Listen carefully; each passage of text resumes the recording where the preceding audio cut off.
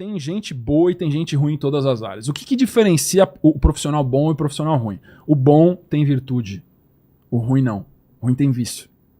Ele entra naquela profissão por um oportunismo, por uma ganância, para surfar uma onda de tendência. Não é porque aquilo chama na alma dele que ele tem que fazer. Não é uma coisa vocacionada. Vocacionada vem de vocatio, que é e vox e coratio. A junção de duas palavras no latim, vox e coratio, que é voz do coração. Então, vocação, que vem vocatio, é você ouvir a voz que vem do seu coração. A maioria das pessoas, elas querem uma ocupação, um trabalho que seja altamente lucrativo, mas que não tem vocação nenhuma. Total. Aí, se eu tentar ser um host de podcast para bater de frente com você, que é um vocacionado para isso, é óbvio que eu vou fracassar. Aí o que vai acontecer comigo, depois da minha experiência de tentar bater de frente com o Vilela? Eu vou ficar extremamente invejoso e ressentido do Vilela. Não fica. Não, porque esse cara é um pedante, o cara se acha, não sei o que lá. Que é a história de todo fracassado. Todo fracassado é ressentido. Não existe uma pessoa de sucesso que não bata a palma pro sucesso do outro. Verdade. Eu nunca vi uma pessoa de sucesso diminuir uma outra pessoa. Agora, fracassado, a primeira coisa que tem é a lógica do siri na panela. Você já ouviu essa metáfora do siri na panela? Deve ser do sapo também? Que vai Parecido com o do sapo. Parecido com o do sapo. Mas a do siri tem uma analogia um pouquinho diferente. Se você colocar um siri na panela e você começar a cozinhar ele escala e sai. Agora, se você colocar mais do que 1, 2, 3, 4, 5... Na hora que um começa a escalar, os que estão lá embaixo puxam ele pra baixo. Ah, é? Então não é a mesma metáfora. A do sapo é que você vai aumentando aos poucos a temperatura e na hora que ele vê, ele cozinhou. Exato. É parecido, né? Porque aquela mudança. Mas o siri tem a ver com o processo relacional social daquele que tá fracassado lá no fundo. Ele quer mais que você não tenha sucesso do que ele tenha sucesso, inclusive. Se eu vou me ferrar, você também vai. Então, a inveja, o ressentimento, e muitas ideologias políticas, elas são embasadas em emocionalismos. Se você pega, por exemplo, socialismo, o comunismo, são ideologias que não se sustentam logicamente. Elas são embasadas em ressentimento. O tempo todo é uma argumentação dialética. A própria teoria, que é o materialismo dialético, que é marxismo, é você olhar pro lado de lá e falar assim, aquele lado de lá tem uma coisa que eu não tenho, eu quero ter também. O que eu faço? Vou lá e pego. Esse processo é movido a ressentimento, é movido à divisão. Não é o que esse cara fez para conquistar o que ele tem. Eu quero fazer também. Modelagem e mimetização não existe dentro desse cenário. Mas por que tantas pessoas são ludibriadas por esse tipo de ideologia? Porque ela vem de uma conveniência. Você tá ferrado, você tá fudido, não é por culpa sua. É porque o sistema te derrubou. Porque se o sistema fosse diferente, você estaria lá no topo. Então a gente, na verdade, tem que lutar contra o sistema. Então se junta a causa, e uma coisa eu posso garantir pra você, você não vai ver o sistema cair. Então você vai lutar até seu último dia de vida e você não vai ver a mudança acontecer. Mas pode ter certeza que no futuro o sistema vai mudar. Essa é a promessa. Leninista, stalinista, comunista.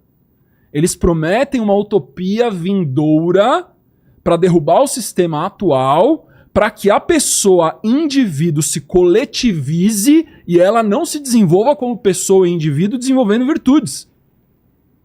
Ela vira uma massa de manobra, basicamente. Acéfala. Que no momento que o sistema é incorporado, esse revolucionário é o primeiro a ser eliminado. Foi exatamente o que Lenin fez. Em 1917, na Revolução Russa, o primeiro ano, ele matou quase 80% dos conselheiros dele. Isso em todas as revoluções.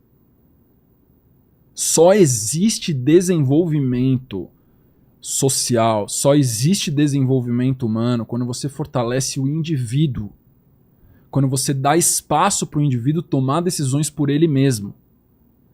Se não existe espaço para debate, se não existe espaço para diálogo, se não existe espaço para tomada de livre iniciativa, iniciativa privada, você não tem liberdade como ser humano.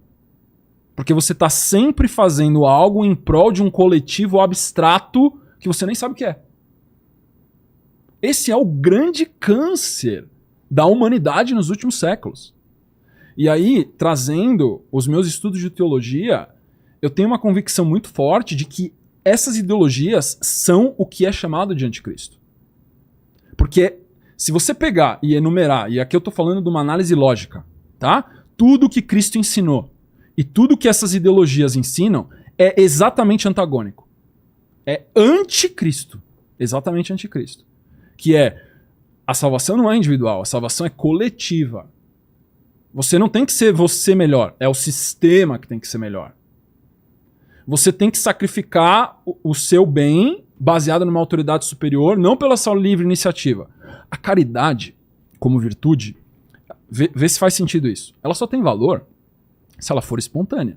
Claro. Se ela for forçada, não é caridade.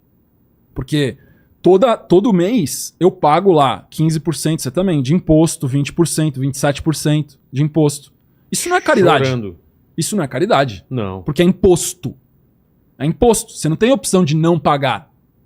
Agora, quando você pega, por exemplo, Dubai, é um espaço de livre iniciativa onde o imposto pessoal é zero. Por que lá é extremamente rico? Porque o momento que eu me identifico com uma causa, eu vou lá e eu injeto a minha grana que eu suei e trabalhei para construir. Se você se identifica com uma causa e você vê lá, cara, meu filho está estudando numa escola que é excelente, os professores são sensacionais, eu quero pegar a parte da minha grana que eu ganho com inteligência LTDA e eu quero ser um financiador aqui dessa escola. A livre iniciativa automaticamente se estimula a financiar projetos que geram mais retorno social. No momento que esse capital ele vai para um burocrata no meio do caminho e ele planeja a vida de um monte de gente que ele não conhece, na verdade você despersonaliza as pessoas. Elas viram números, elas viram estatística. E aí a pessoa que está lá na ponta, o beneficiário, ele nunca é beneficiado e ele é tratado como massa de manobra. Isso é o que o coletivismo ensina, que é, na minha visão, anticristo. Sem dúvida nenhuma. Entendi.